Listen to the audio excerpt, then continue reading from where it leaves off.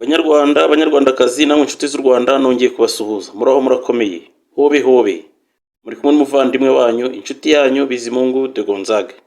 Umwanditsi w'amateka, umushakashatsi ku mihango, umutongero n'imitsindo. Uyu munsi turaganira ku nsanganyamatsiko igira iti ububasha bwo kurangiza imihango buturuka he? Ese agaciro k'imihango ni akahe? Ese imihango ikorwa kubera ko ari ukurangiza umuhango nyine nk'uko benshi babivuga? Kuki inshingano zimwe na zimwe zigomba kunyura mu nzira y'imihango? Kuki hari abakora imihango iyi n'iyi Nyagasani Imana akabumvira, abandi bo babikora Imana ntibumvire ndetse n'imbaga ntiyumvire? Ububasha buturuka he bwo kurangiza inshingano runaka? Ibi mbivugiye ko hari abantu bishora cyane cyane mu buyobozi, bakishora mu nshingano zo kuyobora imbaga, bakirengagiza ubutumwa bahabwa n'Imana muri izo nshingano. Mu bisobanuro byabo bakavuga ko politiki itandukanye n'iyobokamana.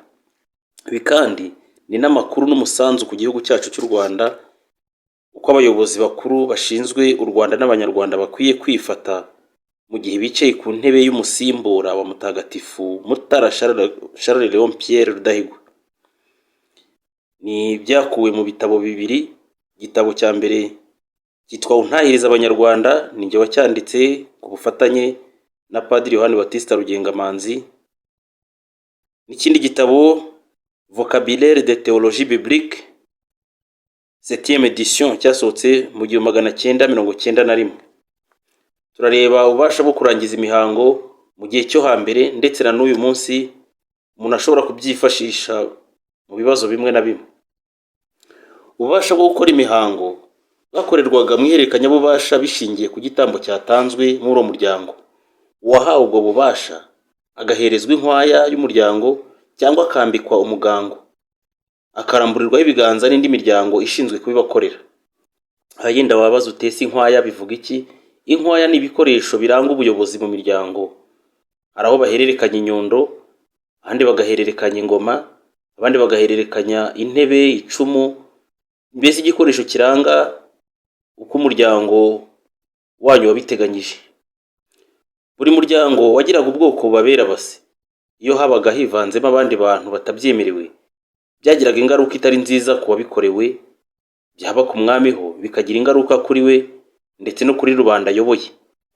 Mbere yo kwemererwa kurangiza imihango runaka, nuko uyu munyamihango yabaga yarahawe isezerano n'umunyabubasha watumye gukorerwa iyo mihango.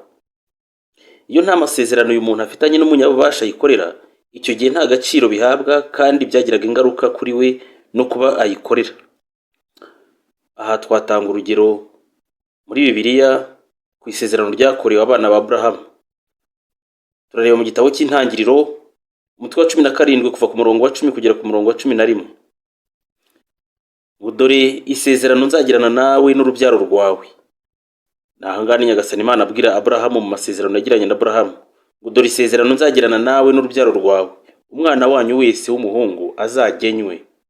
Muzikatisha agashishwa ku ruhu rw'umubiri gabo wanyu, maze bizabe ikimenyetso cy'isezerano ryanjye namwe. Mu gihe cya kera, umuntu wiyeguriye umunyabubasha runaka yagombaga kugira ikimenyetso ku mubiri we kikagaragaza ko yiyeguriye uwo munyabubasha, yaba Imana rurema cyangwa se izindi mana z'inyamahanga, ibyo abakristo bita ngo ni ibigirwamana. Kwiyegurira umunyabubasha byabanzirizwaga no kumena amaraso ye ku mubiri. Uyu munsi wa none siko bimeze ku Mana yacu. Kwiyegurira Imana bigomba gushingira ku maraso matagatifu ya Kristo umwana w'Imana.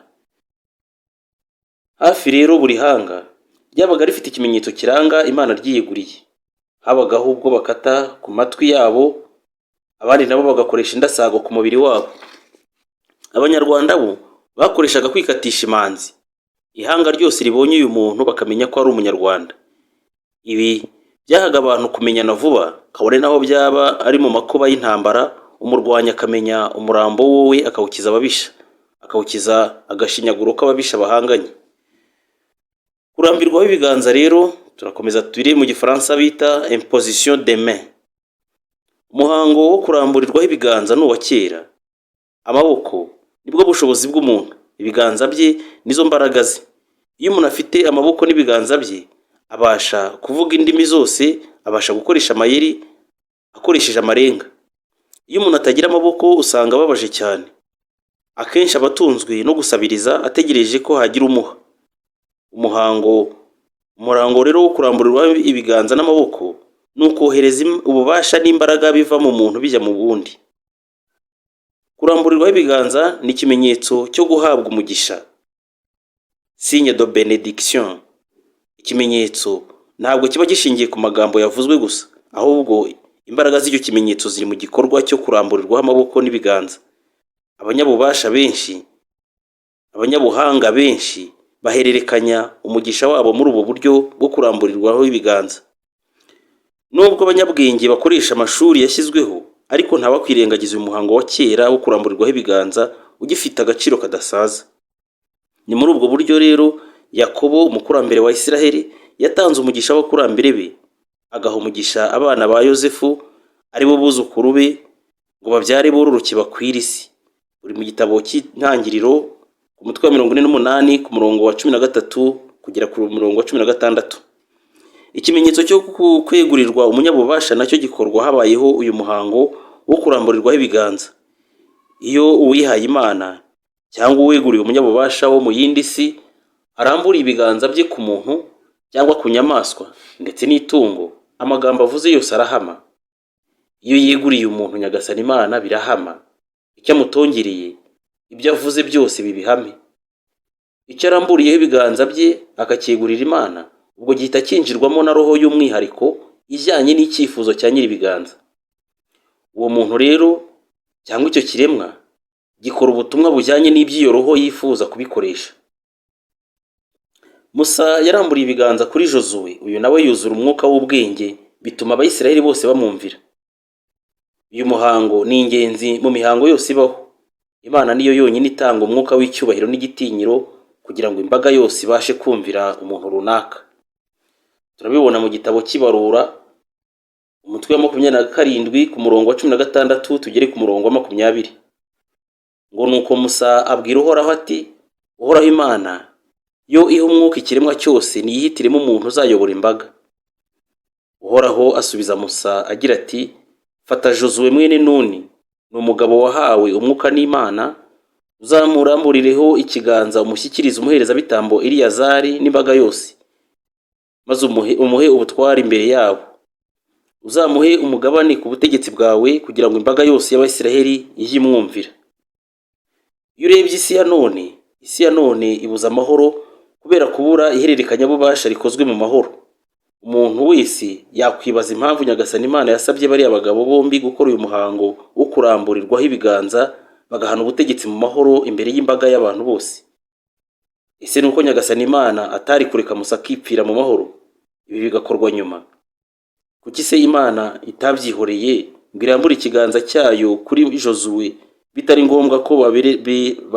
bitabaye ngombwa kuberekera ngo baramburaneho ibiganza byabo bwite? Uyu muhango urasobanutse. Kuramburirwaho ibiganza rero ni nk'umuhango wo kwemera kuba ikirango cya nyir'ibiganza, symbole d'identification. Hari igihe kuramburirwaho ibiganza bifata indi sura idahuye n'ibyo umuntu yifuza kuri we, ahubwo uwaramburiweho ibiganza akaba abaye igitambo cy'imikoshi ya nyir'ibiganza, mbese akaba abaye igitambo gishobora kuryozwa ibyaha by'uyu munyamihango. Hari ingero ziri muri Bibiliya, haba mu gihe cyo gutura ibitambo bitwikwa biri mu gitabo cy'Abalevi umutwe wa 2 ku murongo wa 4, haba mu gihe cyo gutura ibitambo by'ubuhoro, haba mu gihe cyo gutura igitambo cy'impongano z'ibyaha by'umuherezabitambo mukuru mu gitabo cy'Abalevi umutwe wa 4 ku murongo wa 3 ndetse n'umurongo wa 4, haba mu gihe cyo kwegurirwa umunyabubasha runaka ukazamukorera imirimo agushinze mu gihe kizaza biri mu gitabo cy'Ibarura umutwe wa 8 ku murongo wa 10 kugera ku murongo wa 16, haba no mu gihe cyo kwikuramo imyaka ibuza umuntu kwegera Imana ye cyangwa se imyaka imubuza gukora imirimo iyi n'iyi. Turareba mu gitabo cy'Abalevi umutwe wa 16 ku murongo wa 21 ndetse n'umurongo wa 22. Nuko Aroni aramburira ibiganza bye ku mutwe wa ya sekurume y'ihene nzima, maze akayisabiraho imbabazi z'ibyaha byose by'Abayisiraheli, ibicumuro byabo, imyivumbagatanyo, mbese ibyaha byabo byose abigereka kuri ya sekurume, akayishimurira mu butayu iyobowe n'umuntu bishinzwe. Iyo sekurume y'ihene yohohana ibyaha byabo byose ikabijyana mu butayu ahantu hatera. Iyi sekurume rero niyo yabaga igitambo cy'ibyaha by'umuryango wose wa Isiraheli, ibyo bita mu ndimi z'amahanga bouc missel, maze bakabasha kwegera Imana Nyagasani ari abaziranenge. Ibyo Imana yarabyemeraga rwose biri mu isezerano rya kera, ariko uyu munsi ibyaha bitwarwa na Kristo Umwami, we wemeye kuba igitambo cy'ibyaha byacu. Benshi hari ubwo gutega amatwi ururimi rw'ijuru bibagora cyane, kubera ko ubumenyi bw'iyi si yonyine ari bwo bayobora. Ugasanga hari abantu bavuga ngo ibyo byari ibya kera, nkaho Bibiliya yataye agaciro Bibiliya ari igihe cya kera n'icyubu. Ariko abazi kwiga Bibiliya, abazi kuyisoma, Bibiliya ni iy'igihe cyose. Ubwo rero hari igihe biba ngombwa ko habaho umuhango wo kuramburirwaho ibiganza ndetse no kuzibura amatwi kugira ngo umukristo yumve neza. Ibi bikorwa cyane cyane mu masakaramentu, cyane cyane isakaramentu ryo gukomezwa. Niho usanga musenyeri, umwepiskopi cyangwa padiri ubishinzwe hari ubwo akubita agashyi kubo yahaye amasakaramentu. Hari igisobanuro cyabyo. Iyi mihango ariko tuvuze na Sekibi arayikoresha. Niyo mpamvu umuntu uramburiyeho ibiganza agomba kumenya neza uwabimuramburiyeho uwo ari we n'icyo agambiriye, cyane cyane igihe bikorewe mu bwihisho. Kuba Bibiliya ivuga ku matungo akaba ari nayo dutanzeho urugero, ibyo ntibivuga ko ku bantu bidashoboka. Birashoboka rwose. Hari abantu bahemukira abandi kandi bakitwaza izina ry'Imana. Kurambura ibiganza rero nabyo bishobora kuba ikimenyetso cyo kwirukanwamo roho mbi, cyo bita mu Gifaransa signe de délivrance, bikaba n'ikimenyetso cyo gukiza indwara. Nyagasani Yezu Kristo nawe yagiye akora kenshi uyu muhango wo kuramburira amaboko ye n'ibiganza bye ku bantu. Turabisanga mu Ivanjiri ya Mariko umutwe wa 10 ku murongo wa 16, ndetse no mu Ivanjiri ya Matayo umutwe wa 19 ku murongo wa 14 tuyiragira ku murongo wa 15. Akenshi uzasanga abantu birukiraho babaramburiyeho ibiganza ngo barabakoreraho deliverance, bityo ngo bakaba babaye abere ku byaha byabo byose, kabone naho byaba byarakozwe n'abakurambere babo. Ibi rero birasaba kwitonda cyane muri iki gihe, cyane cyane muri iki gihe cy'iterambere, aho uzasanga abantu benshi barinjiye amashuri y'ubuhanuzi kugira ngo nabo bazabashe guhanura. Nyamara ariko kandi nta shuri ryigisha guhanura ribaho, nta shuri ryigisha ubupadiri ribaho, nta shuri ryigisha ubusenyeri ribaho, uko wenda twavuga ko nta n'ishuri ryigisha ubukaridinari ribaho, nta shuri ryigisha ubuperezida rizabaho. Igikorwa gihabwa agaciro ni ukuramburirwaho ibiganza cyangwa indahiro ikwemerera gukora uyu murimo runaka. Birashoboka kandi ko uwahawe ubutumwa bwo gukora imirimo iyi n'iyi yamburwa ubwo bubasha umunyabubasha bumukoreshaga akamuvamo, cyangwa se n'abamuramburiyeho ibiganza bakamukuraho icyizere bakisubiza ububasha. Ariko ibyo biragoye kuko cyane cyane ko Imana icyo yatanze itajya yisubira. Icyo gihe biba ari ikibazo gikomeye cyane gisaba ubwitonzi. Iyo umuntu asesenguye neza uko u Rwanda rwubatse mu muco w'imihango n'imitsindo, niho umuntu amenya neza Ikinyarwanda yakoresha mu gihe yahawe inshingano zo kuyobora Abanyarwanda. Kuyobora abantu si ukubashyiraho ibikangisho ngo bazumvire kubera ubwoba bifitiye, ahubwo ni Nyagasani Imana utanga umwuka w'igitinyiro ku bayobozi, rubanda ikabumvira kandi ikabakunda nta bwoba buvanze no kwiheba. Hari imico imwe n'imwe umuyobozi ashobora kwitirira abantu bamwe kandi atari iyabo. Ukumva umuntu aravuga ngo imico ngo mu Kinyarwanda mu Banyarwanda bimeze gute, ariko wabishaka mu Banyarwanda ugasanga bose ziko babihuriyeho. Reka tutange urugero ku nkuru zivuga uko umwami Kigeli wa kane Rwabugiri yarambagiraga igihugu ajya gusura abaturage be b'Abanyarwanda. Turabisanga mu gitabo Ingoma Kigeli Rwabugiri, cyanditswe na Minisiteri y'Amashuri Makuru n'Ubushakashatsi, cyasohotse mu mwaka w'1988. Ngo iyo yageraga mu karere runaka yambaraga nk'uko abasanze kugira ngo bamwibonemo. Yimenyerezaga imico y'igihugu cye akurikije uturere twacyo. Iyo yabaga yarambagiye u Rwanda, yageraga mu karere kambara impuzu nko mu Bwanamukari, akambara impuzu akayikenyera akitera indi. Yaba agiye mu Bugesera agakenyera uruhu rw'umugoma, akambara uruhago agashyiramo n'urushingo. Yaba agiye i Murera agakenyera uruhu rw'intama, yaba ari mu Nduga akambara ingwe cyangwa imondo. Akarere yageragamo kose yambaraga nk'abaho. Aho amariye rero kwigarurira Ijwi n'Ubunyabungo, yamaraga kwambuka Ikivu akambara urubindo, agatamiriza insita kugeza igihe azahavira. Ibi rero biratwumvisha ko imico itandukanye bitewe n'akarere. Mu bihugu bya bene gihanga u Rwanda rwayoboraga, hari imico, imihango n'imitsindo ushobora kwitirira abanyarwanda bose kandi atari byo. Rwabugiri ubwo yaravuye i Masisi na Rucuro kuhigarurira, yanyuze kwa Nyamakwa wa kane Nditunze, umwami w'Ubushiru. Rwabugiri yajyanye n'abatware be, birumvikana yari kumwe na Bisangwa bya Rugombituri. Babaza uyu Nyamakwa niba ashobora kuyoboka Karinga, ingoma y'u Rwanda, akaba umunyarwanda kimwe n'abandi, agatanga ikoro ry'umwami w'u Rwanda, akayoboka uyu Kigeli Rwabugiri, umwami w'u Rwanda. Nyamakwa yarashubije ati, kuyoboka Karinga nzabikora nk'abandi, nzaguha amakoro ukeneye, ariko kuba umunyarwanda sinabishobora. Biri mu gitabo cya Padiri Gaspard Simpenzwe, Ingoma y'u Rwanda. Babyumvikanyeho batyo rero kandi banabyemeranywaho, ubwo batandukana mu mahoro. Iki gisubizo Nyamakwa wa kane Nditunze yahaye Rwabugiri ni igisubizo kidahubukiwe, kandi na Rwabugiri yagihaye agaciro. Uyu Nyamakwa afite igisobanuro cye ku kwitwa umunyarwanda kandi utari we. Reka rero tugaruke kuri kwa guhererekanya ububasha ku bayobozi bakuru, abami, cyane cyane muri bihugu byacu bya Afurika bikunze kurangwamo amakudeta. Turatanga urugero muri Bibiliya ku mwami Dawudi, uko yagiyeho n'uko yavuyeho, agasigira ubuyobozi bwe umuhungu we Salomoni. Uyu Salomoni yari afite bakuru be arizo mfura za Dawudi, Abusalomu ndetse na Adoniya. Turabisanga mu gitabo cy'abami, abami ba mbere, umutwe wa mbere, ushatse wawusoma wose. Aba bahungu rero, Abusalomu ndetse na Adoniya, bakoresheje amayeri ashoboka yose ngo rubanda bashyigikire, ariko ntibyakunze. Nubwo buri umwe wese yabikoraga ku giti cye, n'undi akabikora ku giti cye, ntabwo byabahiriye. Adoniya yakoresheje amayeri yose, bigira aho yifashisha abaherezabitambo bakuru n'abacamanza ndetse n'abakuru b'ingabo, baramwimika. Kandi ngo niwe wari mwiza cyane mu bana ba se Dawudi. Umuherezabitambo mukuru Abiyatari n'umukuru w'ingabo Jowabu baramushyigikira, batura n'ibitambo, intama, ibimasa by'inkone n'inyana z'imishishi. Bariherera bimika Adoniya mu ibanga rikomeye, ntibatumira murumuna we Salomoni n'abandi benshi, barimo n'umuhanuzi Natani. Uyu muhanuzi Natani n'umugabekazi Betsabe bari bashyigikiye Salomoni, kandi babimenyesha umwami Dawudi wari ugeze mu zabukuru. Babwira umugabekazi, banamutuma ku mwami Dawudi. Uko umugabekazi Betsabe aragenda arabaza ati, ese ntiwamenye ko Adoniya mwene Hagita yigize umwami, akiyimika umutegetsi wacu Dawudi atabizi?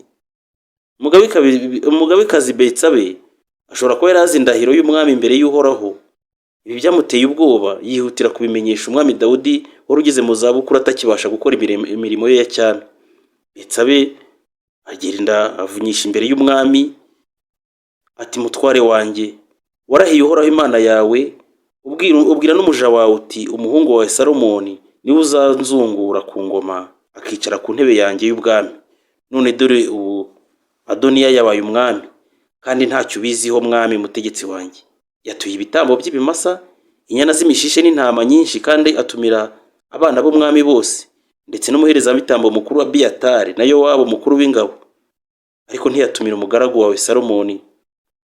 None rero wowe mwami mutegetsi wanjye, Isiraheli yose iguhanze amaso, itegereje ko uyimenyesha uzazungura umwami mutegetsi wanjye amaze gutanga. Umwami umutegetsi wanjye namara gutanga, jye n'umwana wanjye Salomoni bazadufata nk'abagome.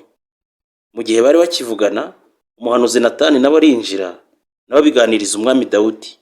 Aramubaza ati, mwami mutegetsi wanjye, ese ni wowe wategetse uti Adoniya azima ingoma nyuma yanjye, maze aba ari we wicara ku ntebe yanjye? Umwami Dawudi ariyumvira, aravuga ati, nimumpamagarire Betsabe. Betsabe yitaba umwami, nuko ahagarara imbere ye. Umwami Dawudi ararahira ati, ndahiye Uhoraho Imana nyir'ubuzima, wancunguye mu mubabaro wanjye wose, kandi nk'uko nabikurahiye imbere y'Uhoraho Imana ya Isiraheli, umuhungu wawe Salomoni niwe uzanzungura, niwe uzicara ku ntebe y'ubwami mu mwanya wanjye, ndetse niko mbitegetse uyu munsi. Betsabe yunamira umwami, aramuramya, aravuga ati, umwami Dawudi umutegetsi wanjye aragahoraho iteka. Umwami Dawudi ahamagaza umuherezabitambo Sadoki n'umuhanuzi Natani n'abandi bake, arababwira ati: mujyane n'abagaragu ba shobuja muhekeshe umuhungu wanjye Salomoni ku nyumbu yanjye bwite, maze mumumanukane ku iriba rya Gihoni. Aho niho umuherezabitambo Sadoki n'umuhanuzi Natani bari mumusigira amavuta amwimika kuba umwami wa Isiraheli. Naho mwe muvuze impanda, murangurura amajwi yanyu muti: harakabaho umwami Salomoni. Muzamuke mumushagaye aze yicare ku ntebe yanjye y'ubwami. Niwe uzaba nzunguye ku bwami, kuko ari we nashyiriyeho kuba umutware w'imiryango yose ya Isiraheli na Yuda. Iyi ni inkuru ndende, uyishatse urayisanga muri Bibiliya mu gitabo cya mbere cy'abami, abami ba mbere, umutwe wa mbere wose usome urangize. Icyo iyi nkuru itwigisha ni nk'iya Musa na Josuwe mu muhango w'ihererekanyabubasha rikozwe mu mahoro. Reka tuvuge ko ihererekanyabubasha rikorerwa mu gihugu cyatuwe Kristo Umwami, u Rwanda, ituro ritagatifu rya Kristo Umwami. Abantu benshi bakomeje kwibaza ku gikorwa umwami Mutara wa gatatu Rudahigwa yakoreye u Rwanda n'abanyarwanda ubwo nawe yituraga Kristo Umwami. Ese ko intebe ye, ikamba rye, ingoma ngabe karinga bihaye Kristo Umwami, ubwo none bamusimbura ku ngoma, ku ntebe y'ubutegetsi, ntacyo baba birengagiza cyangwa se bakigiza nkana? None se umunyarwanda watorewe kuyobora u Rwanda n'abanyarwanda azabyitwaramo gute? Iki ni ikibazo ariko gihatse ubudahangarwa muri iki gihugu cyacu cy'u Rwanda. Iki ni ikibazo kugisubiza gifite ababishinzwe kandi bafite icyizere n'ubudahangarwa. Uyu ni umuhigo abanyarwanda bagomba guhigura. Ibi kandi birasaba kumenya byinshi ku mutsindo w'abanyarwanda na Kristo Umwami. Mutara wa gatatu Rudahigwa nta mwana yagiraga ngo abe umuragwangoma. Ubutegetsi bw'u Rwanda yabushyize mu biganza bya Kristo Umwami. Ntabwo twabura gusubira kuri rya sengesho rye ubwo yavuga ati: ndapfukamye kugira ngo nemeze ko ari mwe bagenga b'inteko b'u Rwanda, mukagomba no kutubera umuzi ushingiweho n'ubutegetsi bwarwo n'ingoma yarwo. Iyi mvugo irahamya neza ko yimitse undi mwami. Ati: mwimanyi nguhaye igihugu cyanjye cyose, abo tuva indimwe nanjye ubwanjye. Ariko reka nse n'urivugaho gato, reka twongere tuzirikanemo mu magambo akomeye. Ati: Nyagasani Yezu, mwami w'abantu bose n'uw'imiryango yose, wowe n'umubyeyi wawe Bikira Mariya, mugabekazi w'ijuru n'isi, yewe Mutara Charles Léon Pierre Rudahigwa, ndapfukamye kugira ngo nemeze ko ari mwe bagenga b'inteko b'u Rwanda, mukagomba no kutubera umuzi ushingiweho n'ubutegetsi bwarwo n'ingoma yarwo. Nyagasani Kristo Umwami, niwe warwiremeye, uruha abategetsi bo kurugenga mu izina ryawe. Ugumya kurugwiza uruyobora ku ngoma nyinshi rutarakumenya. Igihe wabirindiriye ubonye kigeze, uruha kongeramo ingoma yawe. Uruzanamo intumwa zawe zo kurugwizamo urumuri rw'amahame abeshaho iteka. Urwoherezamo kandi abo kururera ngo barwigishe ubutegetsi, barutoza amajyambere y'ibyiza bikiza byose hano munsi. Natwe abanyarwanda twese twemeje ku mugaragaro ko tukuyobotse, ukaba uri umwami wacu. Twakiranye icyubahiro amahame abeshaho y'ubwami bwawe. Mwimanyi nguhaye igihugu cyanjye cyose, abo tuva indimwe nanjye ubwanjye. Iri ni isengesho rirasobanutse.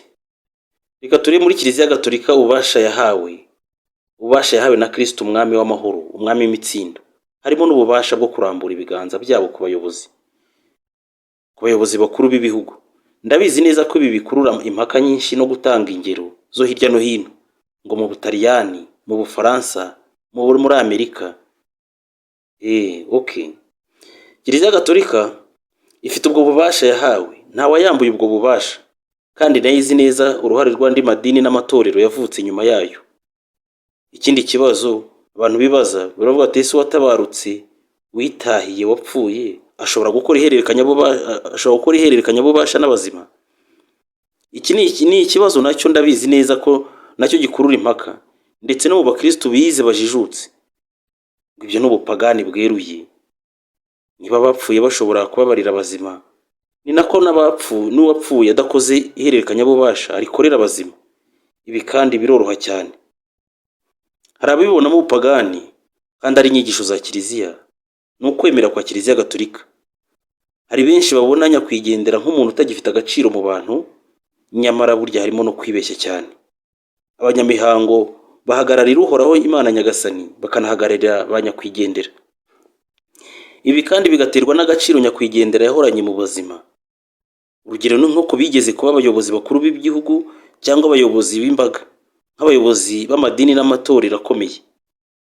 Ugushyingurwa kwabo bikurura impaka, ariko izo mpaka zigakemurwa no guha icyubahiro imibiri yabo mu buryo bwagutse. Iyo bitabaye gutyo, abazungura babo nibo babiryozwa, ndetse bikaba byagera no ku mbaga bayoboye. Ndabizi neza ko mu Rwanda hari abanyamihango, baba aba gakondo cyangwa se n'abize iyobokamana rya Gikristo, bakwiye gushyira hamwe bakatubonera igisubizo, cyane cyane muri uruvangitirane rw'imihango idasobanutse yugarije igihugu cy'u Rwanda. Murakoze, mwari kumwe n'umuvandimwe wanyu Bizimungu Aloys de Gonzague.